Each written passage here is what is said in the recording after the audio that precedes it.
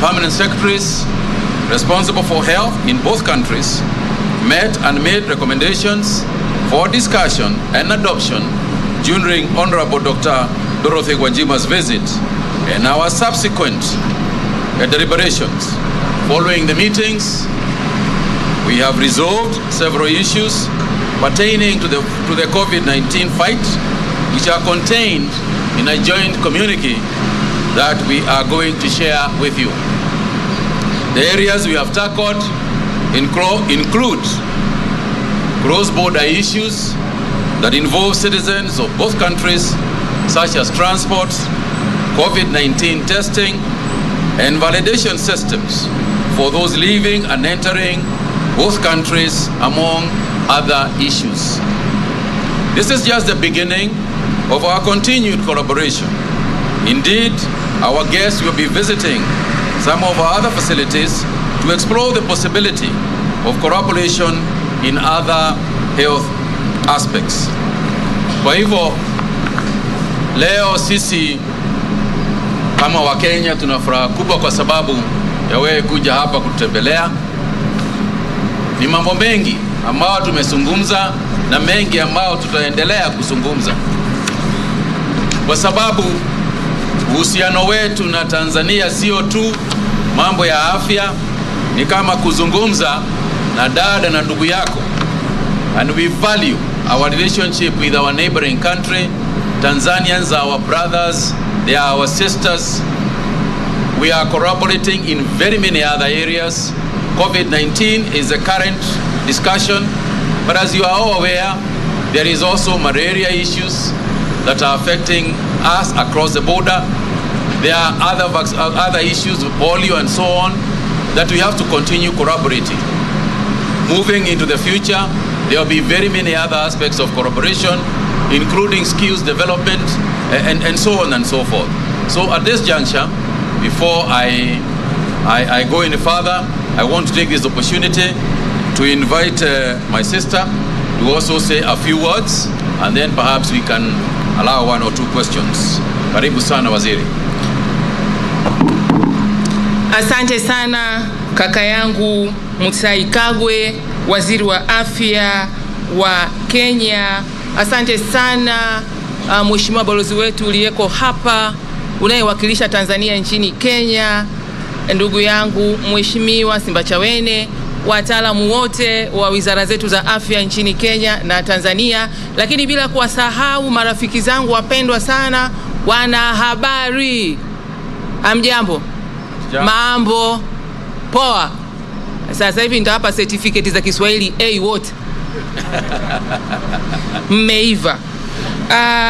Mheshimiwa waziri wa afya wa Kenya, napenda kuchukua fursa hii kumshukuru Mwenyezi Mungu, kuwashukuru marais wetu wawili wa Jamhuri ya Muungano wa Tanzania, Mheshimiwa Samia Suluhu Hassan pamoja na rais wa Kenya Mheshimiwa Uhuru Kenyatta kwa maono yao kwamba walihitaji siku ya leo iwepo. Mungu awabariki sana. Siku ya leo imekuwepo kwa sababu Mungu alishaiweka akapitishia kwa marais wetu. Tumekuja hapa, mmetupokea vizuri, tumejisikia tuko nyumbani, tumewakagua, tukaona kwamba nyinyi rafiki zetu, ndugu zetu ambaye mlikuwa kwetu Tanzania, mmehamia huku mkaanza maisha, tumekuja kuwatembelea. Hongereni sana, kwa sababu amani na utulivu na upendo tuliouona hakika unatuthibitishia kwamba nyinyi ni ndugu zetu. Mheshimiwa waziri, umesema vizuri kwamba tatizo hili la ugonjwa wa COVID ni ajenda mojawapo iliyotuleta hapa, lakini tuna ajenda nyingi sana za afya ambazo inabidi tuendelee kuzitazama. Kwa hili la COVID umesema vizuri, ni tatizo la kidunia, tatizo la Afrika, tatizo la Afrika Mashariki na tatizo la nchi moja moja ambazo zinaishi pamoja. Lazima tuangalie namna gani halitatudhuru sana, maisha yaendelee, uchumi uendelee, ustawi wa jamii uendelee, kwa kuweka makubaliano yanayotufanya wote tuwe na amani kama watu tunaoishi kwenye eneo moja, kijiji kimoja cha dunia, Afrika au East Africa. Nipende kusema machache kwamba ugonjwa huu ambao umetufika Mungu hawezi kutuacha tukose suluhu ya kuudhibiti. Ametupitisha kwenye mengi, umetufundisha mengi, na viongozi wetu wanaendelea kutupa maono mengi. Sisi kazi yetu kama wenye dhamana za afya, kwa ushirikiano na wataalamu wetu wa nchi zote, ni to translate the visions of our leaders to become the reality. Hii ndio kazi iliyotuweka hapa. Umeongelea maneno hayo machache kuhusu maeneo ya mashirikiano ambayo tutaenda kuyatamka leo kama komunike ya kwetu sisi, hasa katika masuala ya cross borders initiatives. Hivi mtu akifika kwenye boda ya Kenya na Tanzania anatakiwa asisumbuliwe kwa lipi ambalo ameshalifanya alikotoka. This is an issue. Lakini je, huyu anayekuja na ndege za kimataifa na ile certificate kubwa ya PCR test iweje Tanzania iwe masaa 72 wakati Kenya ni masaa 96? Haina maana yoyote. Ni sisi wataalamu wa kuguide viongozi wetu ili tuweze kuharmonize wananchi wetu na wageni wetu waweze kufurahia kuwa katika nchi zetu. Lakini masuala mengine yote ya kupeana taarifa yamekaaje? Taarifa ikisoma Tanzania inasoma nini Kenya? Masuala ya kusaidiana, Kenya wameshafikia hapa kwenye shughuli hii, wana uzoefu huu. Lazima niende Marekani au Canada kujifunza au nijifunze Kenya? Wanatusaidiaje? Lakini masuala ya future, huu sio mwanzo na mwisho wa magonjwa. Magonjwa yataendelea kuwepo. Tunajifunza nini kutokea hapa? Wapi hatukufanya vizuri, tufanye vizuri sana. Kwa hiyo kwa haya sisi kwa pamoja tumepokea wito wa marais wetu. Sisi kwa pamoja tutatembea na wito wa marais wetu na maono ya marais wetu, na kwa kikao tulichofanya ndani, we have become a family very strong, solid, bold, and our spirits now have been very well united for future, and let us keep this so that we can make East Africa one, we can manage our problems, we can solve all our problems. We have enough solutions, experiences, we can exchange and make East Africa a friendly country for us and whoever comes to visit and live with us. With these few remarks, I thank you very much. Karibuni Tanzania, wanahabari, karibuni Tanzania, mje mtembee muone tunachofanya, na wakwetu watakuja kwenu. Asanteni sana na Mungu awabariki. Asanteni sana. Thank you all very much. Thank you very, very much, Waziri, for your very, very kind words. And indeed, what you have said is true. A new spirit of togetherness, a new wind of cooperation is there between our two countries. And given the spirit that our two presidents have established, we want to use it to ensure that we can use it for the benefit of our people, for better health of our people, and for better movement of our people and better trade for our people. So with those few remarks, we would like to take one or two questions, and our guests are now going to Kenyatta University to visit there, Kenyatta University Teaching and Referral Hospital, and therefore we'd like to give you an opportunity to ask one or two questions. Please identify yourself. Just one question.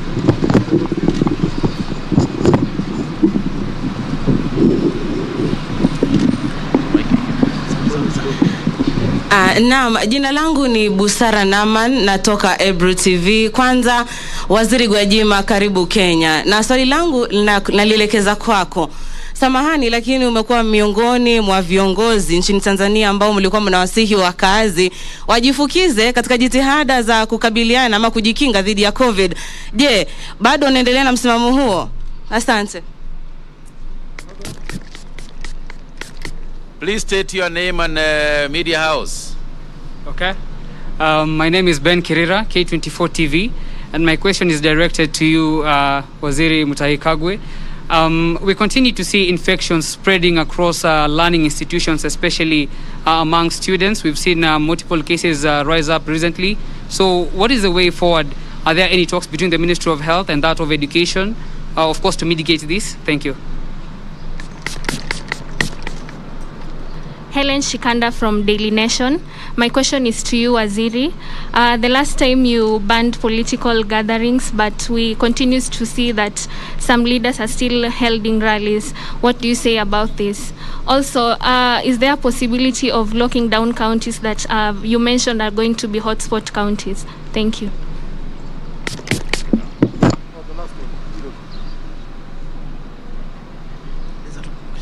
Okay. Zainab Mohammed, TV47. My question is directed to you, Bwana Waziri. Any update on the state of variants in the country, the Delta variant, and the role it's playing towards propagating the third wave? Yeah.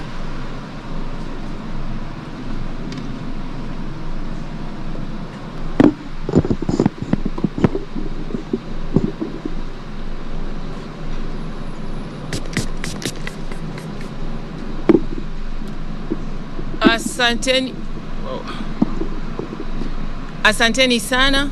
Why? It's not. Iko sawa? You hear me? Asanteni sana. You have directed like 3 questions or 4. 3 are directed to Waziri. I don't know Waziri Mimi or Waziri Mutahi Kagwe, but the first one I marked it very clearly was directed to me, Waziri wa Afya, isn't it? Let me start the first, then later we will clarify to whom, to which Waziri did you direct? Sawa? Sasa, ndugu yangu Busara Naman, asante sana kwa swali lako zuri sana. Nimelipenda sana swali lako na napenda sana fursa hii kuweza kulijibu kwamba hapo awali Gwajima ulihimiza watu wajifukize. Je, unaendelea na msimamo huo? Naomba nilijibu kama ifuatavyo. Ugonjwa huu uliingia Wuhan Disemba 2019. Wakati dunia ilikuwa haielewi ifanye nini. Dunia nzima ilikuwa haina chanjo, haina formula ya dawa, haielewi ifanye nini, na nyoka ndio kashaingia ndani. Wewe ndio mama, shughuli uko hapo unapika na watoto wamekuzunguka na nyoka yuko mlangoni. Unapigana kwa mwiko, kwa kumwagia uji, kwa kufanyaje? Given the history kwamba tiba asili zilikuwepo toka zamani kabla ya dawa hizi zingine za kisasa hazijaja, na zimetokea kwenye tiba asili hizo. Zilisaidia mambo mengi, na hizo tiba asili kwa Tanzania zina baraza la tiba asili lililoko kisheria, sheria iliyopitishwa na Bunge la Jamhuri ya Muungano wa Tanzania, na liko linked na wataalamu wanaozikagua tiba asili hizo, mkemia mkuu wa serikali pamoja na NIMRI, na zimeonyesha kusaidia watu wanaobanwa na kifua, na dawa hamna duniani kokote na chanjo hazipo. What would be the wisdom? Tulihimiza kutumia tiba asili, lakini pamoja na vyakula vya tiba asili, pamoja na mazoezi, pamoja na all precautions zingine kipindi hicho, na zilisaidia watu. Hata mimi ni muhanga wa first wave. I was attacked. Nilisaga hizo malimau na vitunguu na juisi zote nilikunywa, pamoja na paracetamol nilikunywa, na kulala na kutibu vitu vingine ambavyo vingeweza vikawa vinani surround, kama malaria nilicheki, kama ni vitu vingine antibiotic nilikunywa. Kwenye medicine tuna kitu kinaitwa synergy. Imagine unaumwa malaria kali. Malaria kali huwa tunafanya combined therapy. Mgonjwa tunamwandikia kula vitamini hizi hapa, kama ni B complex kula vitamini C, pumzika, fanya mazoezi, kunywa maji, lakini tumia hii dawa inaitwa alu au artemether. Unafika mahali temperature iko juu, unafanya combined therapy. So we started with our own context approach in Tanzania to save the lives of people with what we had, given the history of tiba asili and the experience, and we saved many lives, including mine and many lives of others. Wataalamu wetu walitumia. Sayansi ikaendelea kutoka mwaka 2019 ukaja mwaka 2020. Watu wakaanza kuangalia kwenye pool ya vaccines studies zilizopo zinazohusiana na SARS-CoV-2. Si kwamba wanasayansi walikuwa wamekaa tu, walikuwa wanatafuta majibu kutoka kwenye akiba zao za study mbalimbali ambazo ziko related na ugonjwa huu. Ilipofika mwaka 2020 mwishoni, zikaanza kuja news kwamba maybe there will be vaccine and blah blah. Mheshimiwa Rais wa Jamhuri ya Muungano wa Tanzania wa awamu ya 5 hayati John Pombe Magufuli akiwa Chato tarehe 27 Januari 2021 akasikia habari za chanjo. Akasema Wizara ya Afya Tanzania, musiwe mnakimbilia chanjo bila nyinyi kujiridhisha. Machanjo sio mazuri. Kuna nchi fulani iliwahi kukimbilia chanjo bila kujiridhisha, ikapata matatizo fulani, na nyinyi mukajiridhishe. Tarehe 27 Januari 2021. Tarehe 1 Februari nikaitikia tamko hilo, mimi Waziri wa Afya Dr. Dorothy Gwajima. Nikaita press kama nyinyi hapa. Nikawaambia tumemsikia Mheshimiwa Rais akiwa Chato alivyosema, pamoja na kusema yote kuangaliza kuhusu chanjo. Amesema tukajiridhishe, na sisi tunaanza kujiridhisha. Chanjo bado, mpaka tujiridhishe. Tuendelee kujifukiza, piga tiba asili, fanya mazoezi, kula malimao, vitamin C, kazi iendelee. Mwenyezi Mungu akampenda sana hayati John Pombe Magufuli, akaja Mheshimiwa Samia Suluhu Hassan, rais wa awamu ya 6, akasema kazi iendelee. Kazi ya kuendelea kujiridhisha na chanjo ikaendelea. Akaunda kamati ya wataalamu, niangalizieni wapi hatuendi vizuri, wapi tunatakiwa tuende vizuri kwa nyakati za sasa. Wakamwambia sasa chanjo hizi zilizoanza kusemwa mwaka 2020 ambazo tulikuwa hatuna uhakika nazo tujiridhishe, sasa nchi nyingi zimeshatumia. Kwenye COVAX facility zimeshafika nchi kama 175, tunazo data hizi hapa. Chanjo inapunguza ukali wa magonjwa. Chanjo inapunguza vifo. Data tunazo, tumereview, tumetimiza agano la kujiridhisha. Hivyo tunakushauri Mheshimiwa Rais, fikiria sasa kuanza kuingiza afua ya chanjo Tanzania. Afua ya chanjo tumeingiza kwa mwelekeo huo, kwa Mheshimiwa Rais kujichanja mwenyewe hadharani na sisi wasaidizi wake kujichanja, na sasa tunaendelea vizuri. Na tunasema kwamba kama unapotumia quinini IV high load kwenye severe malaria, unachomwa na artemether na unapewa na vitamin C na unaambiwa unywe maji mengi, unaambiwa upumzike. Hatujasema tulifanya dhambi kujifukiza, hatujasema tulifanya dhambi kula tiba asili. Tunasema hivi, kwa sababu tunafua ya chanjo sasa hivi, silaha hodari sana. Njoo pata chanjo yako, alafu ugonjwa ukikupata hautakuwa mkali, hautaenda kwenye vifo. Ukifa inatokea umekufa, kwa sababu hata wanaotibiwa kwa malaria wenye chanjo za TB na wenyewe nao wanakufa, inategemea na profile ya afya yako. Lakini tiba asili zinaendelea kusinergy vita vya huyo mdudu kwa kuongeza vitamini hizo C tulizokunywa, kujifukiza. Angalia condition yako pale. Muhimbili walishatoa na maelekezo ni mtu gani wa condition zipi can do that. Kwa hiyo hatubomoi na hatukani tulichokifanya. Tulianza nacho kama silaha ya awali na sasa tuko kwenye silaha advanced. Ukienda vitani huruhusiwi kwenda na kisu na fimbo, hata kama una AK47, kazi inaendelea. Asante sana Naman Busara. Asante. Thank you very much Waziri. Nafikiri, I think that is settled. Honestly, I felt that it is settled. Asante. Asante sana. Ben, you are asking about the issue of infections. I think in schools, yes, we have seen a couple of increased infections in schools, but the evidence that we have so far is that in spite of that, we don't have a panic situation where hospitalization and other measures that we observe and other variables that we observe are necessarily on the increase. So we are in constant communication. We have got a board that tells us on the hour what is happening in the entire school system. And of course, if we notice that anything is getting out of hand, then we have to take the necessary measures. But for now, as long as people can keep the measures that we have given, and especially this idea of all teachers being vaccinated, I have said, and I'll repeat, that the danger in schools is more to do with the teachers than to do with the students. Because essentially, when what we have observed is that the students are essentially asymptomatic. And the problem becomes when they pass it on to the teachers. So hopefully, the teachers will accept and agree that they all should be vaccinated. Workers in schools, workers in primary schools, secondary schools, and elsewhere should also be vaccinated. And they are frontline workers, and we have considered them as such. So in terms of vaccination, there is no shortage of vaccination for teachers. Let me just make it clear. There is no shortage of vaccination for teachers and other school workers. As long as they get vaccinated, then we can mitigate that particular factor in schools. Of course, but as I said, and I repeat, we will take all measures that are necessary as we continue to observe the situation.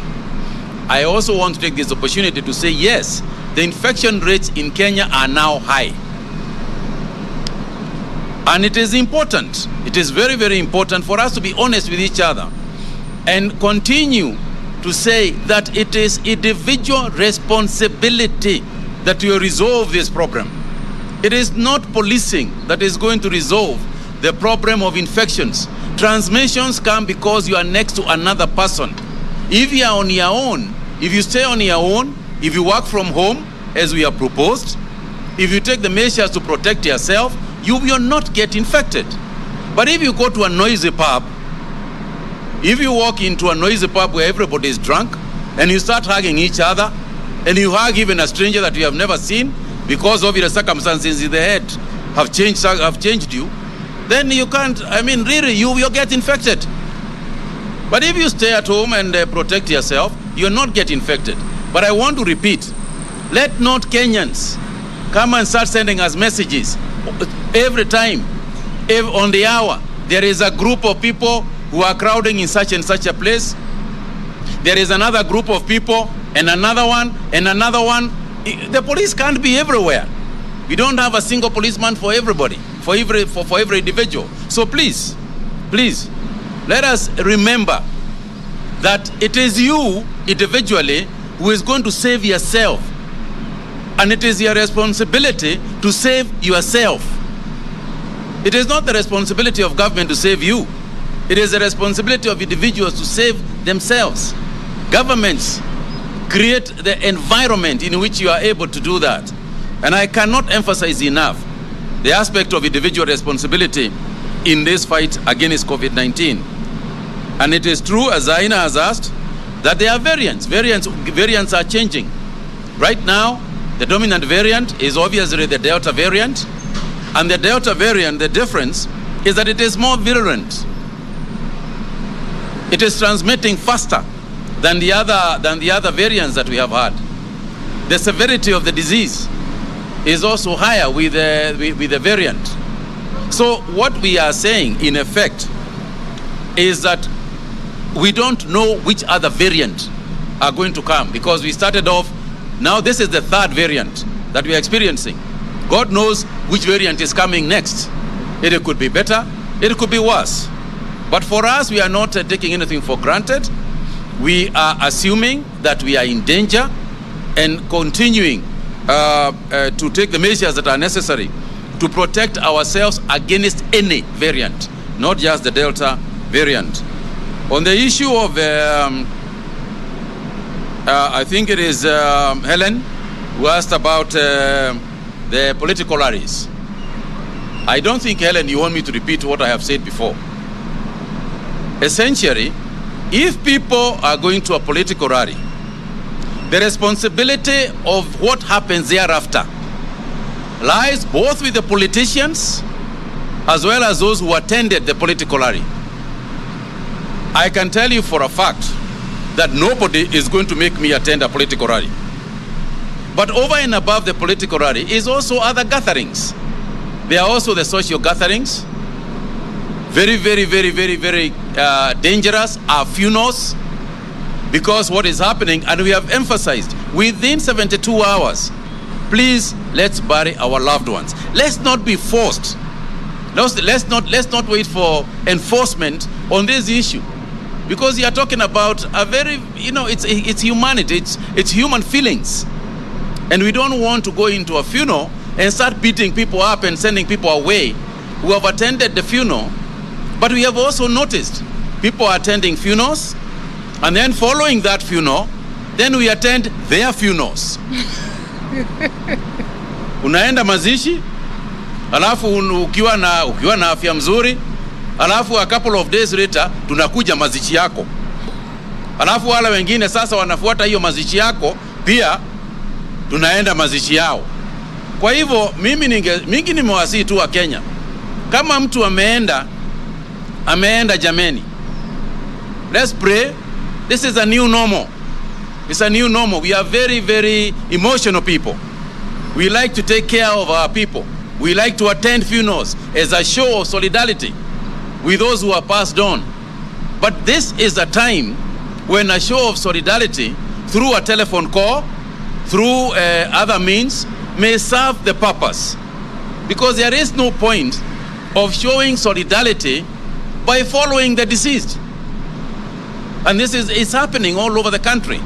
So I urge you, please, whether it is a political rally, whether it is a funeral, whether it is a social gathering, let's protect ourselves and just hold it inside. Even baby showers. Last year we had that issue of baby showers. Now we have started all over again. And that's why you are seeing the statistics. 1-year-olds, 2-year-olds. Na tulisema mwaka uliopita, ukiwa mtoto amezaliwa, wewe tuma M-Pesa. Akiwa mkubwa utaenda kumsalimia. Lakini kwa wakati huu, mtumie M-Pesa, mama atafurahia sana. Usitume hiyo towel hatujui ilitoka wapi, kama ina virusi, mtumia mama pesa ajinunulie hiyo towel. Ndio aioshe na afanye ile ingine. So my friends, this is not the normal times. Let us not pretend that it is, because it isn't. Asanteni sana, and thank you very much, Waziri. Asante sana.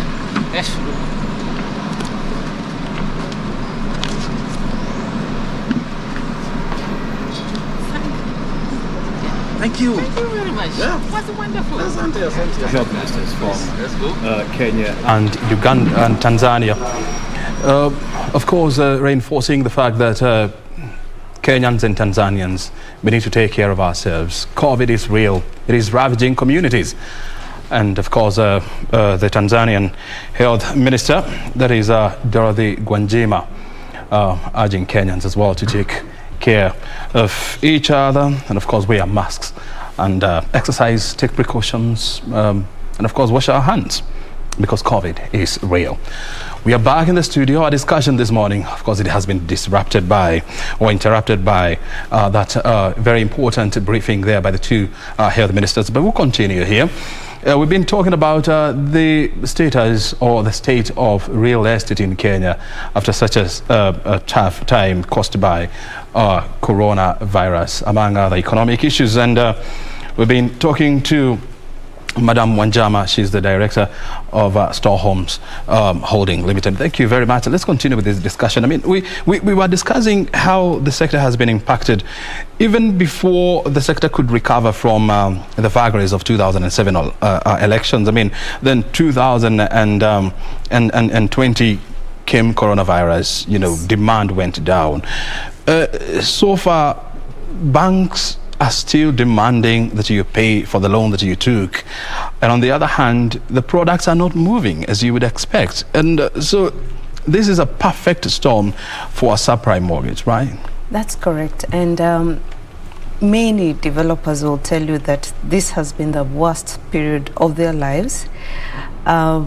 We have two types of developers. There are those developers that borrow locally. So those are the ones that have been largely affected by this issue and the problem that we have. The ones that borrow, you know, from outside the country are largely protected, and we've seen what this has caused. So you'll find the foreign developers are able to lower their prices, and of course, you know, most people expect that everybody else will be able to lower their prices of their units, but what has happened is that the local developers, their product becomes more expensive. So the market is really, really skewed at this point to the advantage of the foreign developers as opposed to the local developers. Now, the local developers are now struggling to restructure their financing, and the rates have changed. First of all, what was buffering us was the requirement that all loans were at the same level.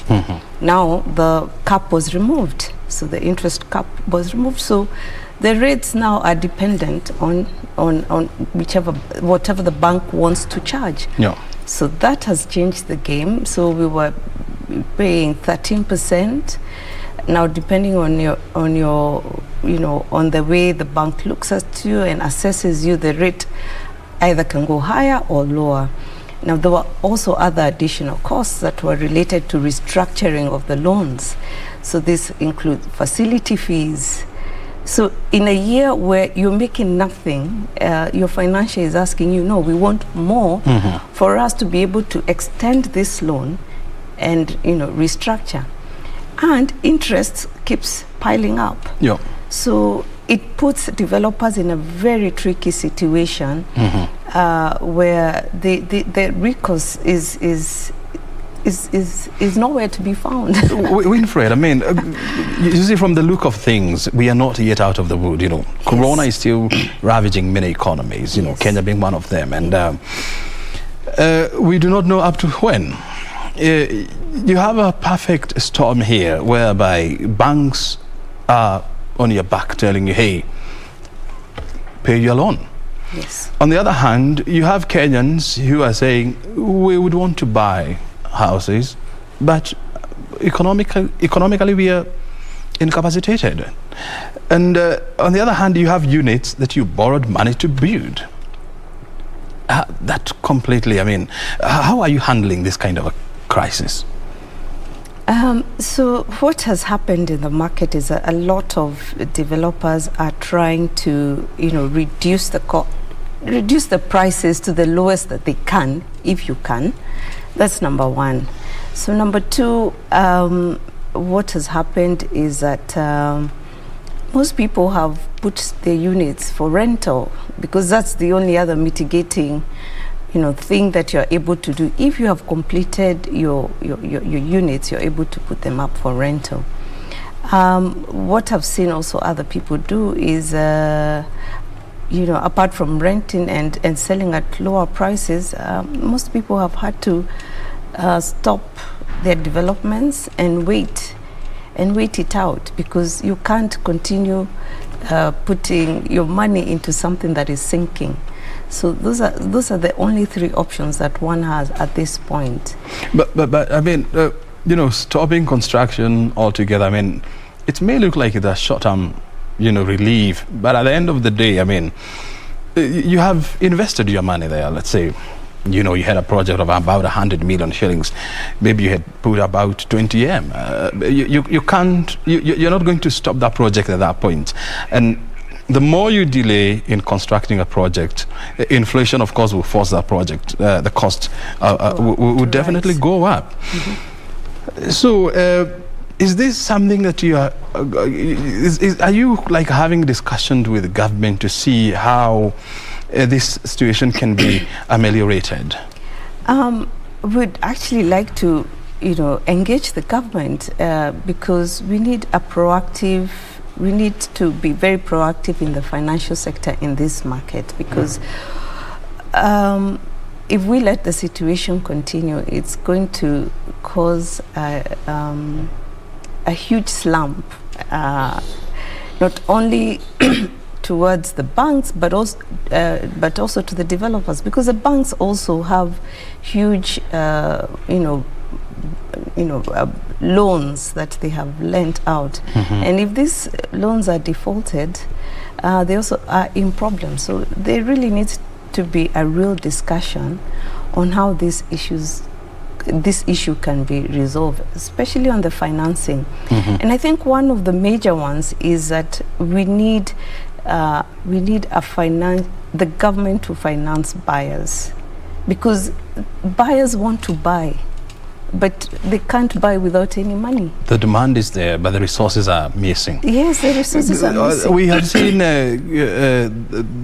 government setting up the Kenya Refinancing Mortgage Company, you know, to try and refinance mortgages. Has this, by any way, you know, reduced the pressure? That has hardly resolved the situation, because the Kenya Mortgage Refinance Company only finances units that are below 6 million. And it also is not an easy, most buyers are not able to access these funds. So we really need a more robust system which says, you know, fine, if you want to borrow, we can give you money at this rate if you are creditworthy. It should be a very, very easy process. But borrowing in Kenya for mortgages is still a very complicated affair. We still have less than 25,000 mortgages in this country. It's laughable. It's a joke. Where else that should be the way that will help, you know, most Kenyans be able to own their homes. Mortgage should be easy and accessible to all. So if you make it such a difficult thing to obtain, you're simply saying that we're not serious about one of the agendas, affordable housing. That's not real. You see, you have a country whereby, you know, the demand for housing unit is about 500,000 units, you know, every year. Yes. You know, every year. Last year it was 500,000 units. This year it's 500,000 units. Next year, and actually the numbers, you know, keep on growing. On the other hand, you have developers stuck with units they cannot sell because Kenyans, despite the fact that they want to buy homes, they cannot because of their financial position.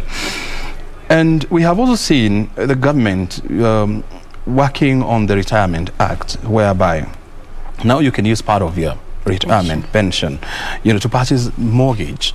Is this also going to deal with this situation somehow? Again, that's also it's a very nice thing to say, but it's not operational, because number one, KRA is charging pensioners tax on that money. So there's a fight that is going on. Why should we be taxed for our savings? So if I'm going to remove my lifetime savings for the tax man to then go and tax that if I use it to purchase a house, I'm not going to do that. So it has become very, very, we're saying, please make this whole system very simple. Do not give us, you know, incentives to buy, and then, you know, with the other hand, remove them by putting so many other roadblocks in the way. So it has not been operationalized yet. I have not seen anyone who has been able to purchase their house using their pension. And a lot of people are asking those questions. They come to us, you know, we've been told, so we've been trying to help people be able to use those, you know, those funds, but it has not been operational. As a commercial law expert and a conveyancing expert, Winfred, is there a law that you look, or in a regulatory item that you look and you say, if this was retweaked this way, then we can help the real estate industry in this country, and of course allow more Kenyans to buy homes? I think the law is a good thing to use, but I think the more important thing is a seriousness with which we want to effect, you know, this financing aspect, because I think that is where the crux of the matter is. The law is available to you know, to all that, and there are so many things that are clear that if you do this, this is what is going to happen. In terms of making it easier for buyers, what we need is to reduce the amount of interest, to bring it to a single digit level as opposed to the double digit level. That is interest rates on interest rates on loans. So that applies to both the developers and also to the buyers. Because as long as this continues to be double digit, we are putting homes away. And you see, when we tried to have the legislation for, where interest rates were capped, you had all the hullabaloo from the banks. They held back lending. Yeah. They were not lending. In fact, the problem started in 2018 when the interest rates were capped. And banks stopped lending to people who were interested in mortgages, so that they could put pressure on the government to remove the cap. So it's a catch-22. So you bring in legislation to help, and that is used against you by the banks. So that is why we're imploring the government to step in and say, we are going to set up a fund mainly for mortgage buyers. And this fund is going to be regulated in this way, A, B, C, and D. And it's so possible to do that. But as long as the government continues to leave it to the commercial lenders to control the mortgage sector, nothing is going to happen. So you're saying that we already have the Kenya refinance mortgage company. Yes. You're of the opinion that we need to create another, or the government needs to create another facility?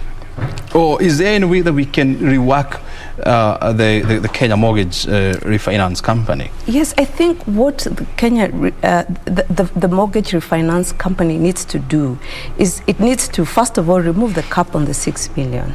Or say, fine, we are going to lend anyone this 6 million, no matter the value of your unit, and give you this money at this rate. That way, then then a buyer can then be able to go to the bank and say, okay, I've been lent by the government 6 million. I have my deposit of 5% or 10%. So that way, a buyer is able to determine for themselves if I can take another additional amount over and above what I've been given by the government. So that's number one, in terms of the amount that one can borrow. Number two, Kenya Refinance Mortgage Company should make it very easy for Kenyans to access these funds and to access that mortgage. So when you give it out to the commercial bank and then tell the commercial bank, okay, we are going to lend through you, the commercial bank, are you monitoring how these commercial banks are lending it? Because some of the commercial banks, they sit on the money. They will trade with the money, but they do not ask at the end of the day, okay, give us a report of how many units, how many applications you have gotten, how much you have lent out. It's a farce. It's really not, the way it is being implemented is not being implemented seriously, because so many people should be able to access that financing, and it should not be shrouded in this, this mystery. It's not a mysterious thing. You should be able to get it easily. Winfred, are we looking at a situation whereby you can have you can have a platform for the three critical players to come together and reason together, whereby you have government on one side, financiers and real estate companies, so that they try to come up with a solution for this? We would hope that we would get engaged, but at the point that we are right now, when we look at what the government is focused on in affordable housing, it's not in tandem with what the aspiration of many developers is, because what the situation we have is that the government is more focused on units below a certain value, like 3 million. Most of them are below 3 million. Now, if you say we want to sell units that are below 3 million, you are leaving out a huge amount of other people who want to live. So I think it should be more of a collaborative thing, as opposed to, okay, this is just my agenda as a government, and we are not interested in this other sector. So I think the government should approach it more holistically. What do we need from the government? We need the government to provide infrastructure. You know, what do we want? Water. We want, sewage, security. Those are the things that we want the government to provide. Roads, accessibility to roads, so that even if when people are moving away from Nairobi and you're going outside Nairobi or to the peri-urban areas, they have roads, they have security, they have sewage. Sewage is such a huge issue to developers. And those are the issues that we want the government to address, as opposed to saying government is going to be involved in, constructing units. You're now getting to a different lane. And what we want the government to do is provide the infrastructure, provide, if it's land, government has a lot of land. Get into PPPs with developers so that you're providing land and they bring in their finance. Those are some of the issues that... If the prevailing conditions in the real estate sector in Kenya continues for another 2, 3, 4 years, what would happen to this industry? We're going to have a collapse, a complete collapse, especially from the middle to the high level real estate sector. There's going to be a real collapse. And nobody will be interested in developing. You'd rather put your money into a government bond than, scratch your head on how you're going to sell units to people who can't afford, or to a population that cannot. They want the units, but they can't afford it. Very well. What's the way forward? The way forward is, as you said, as you suggested, a lot of collaboration between government, between developers and financiers. There needs to be real discussions on how this is the issues that are facing the three players, because the government is also a big player in this. We need a lot of collaboration, and as well as the county governments, because I think we have the aspirations or what the government wants to do, and the county governments, they really are not in sync. So that needs to be synchronized so that we have a proper policy on what needs to be done. Good. Winfred, in the interest of time, we come to the end of this discussion this morning. Actually, this afternoon now. Yes. Thank you for your insight. Appreciated your time. Thank you very much, and I'm glad you invited me to this interview. Winfred Wanjama is a director with Store Homes Holding Company, joining us here to help us understand what is the status of the real estate here in Kenya. Of course, we have heard it from her. It's quite tough. The going is tough, and it requires, the attention of all stakeholders, from government, developers to financiers, in a bid to come up with a solution to the challenge. Well, we've been here for the last 2 hours, and time now to give way to Tamarini, which is coming up next. My name is O'Brien. Thank you for your time. Have a good afternoon.